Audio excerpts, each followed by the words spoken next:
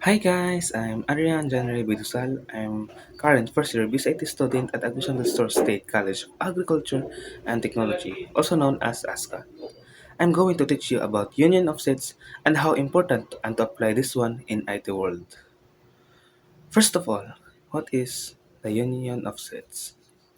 The union of sets is a fundamental operator in set theory. It combines all the elements from two or more sets into a single set without repetition. The union of sets A and B denoted by A union by B is the set that contains all elements that are in A, in B, or in both.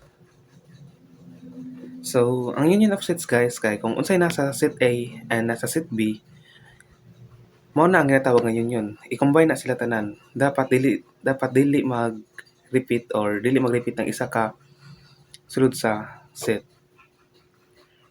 Here an example. Let's say we have two sets. We have set A and set B. For set A, we have a value of 1, 2, 3. And set B, we have value of 3, 4, 5. The union of sets A and B is A union by B would be 1, 2, 3, 4, 5. Notice that element 3 is included only once, even though it appears in both sets. As you can see guys, wala nag-usab ang 3 kay bawal man mag-repeat ang isa ka value. Even na siya sa duha ka set pero isa ra dapat ang imuhang ibutang ana sa union. That how works union. Okay, here's another example. Let's apply the formula to the shopping list example. You're planning a party and need to buy groceries. You have a list of items from your friend and you have also your own list. And your friend's list, it has chips, soda, pizza. And your grocery list naman, cake, balloons, and ice cream. So the union of your friends list and your grocery list is chips, soda, pizza, cake, balloon, and ice cream. So dira na ta apply in the real world ang union. Kay what if nagdubli ang inyong chips, di ba? Lain dubli inyo mapalit nga chips kay wala man mo union. So if na union, pwede na isa ra ka chips inyohang mapalit. Okay. How important the union of sets in the IT world?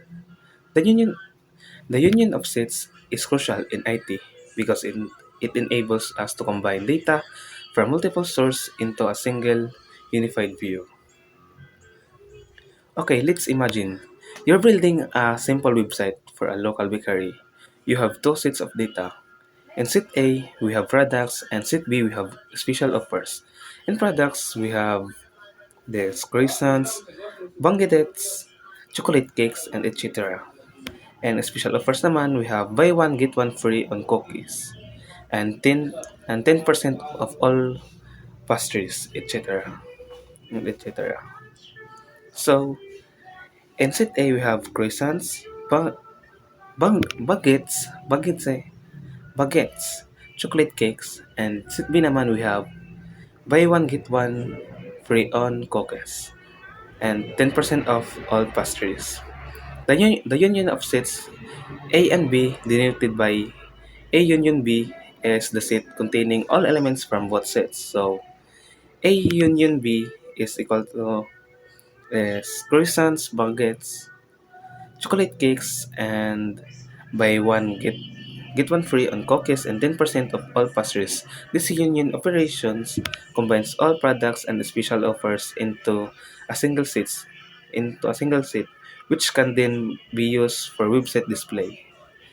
And that's all guys. Thank you for watching. Bye.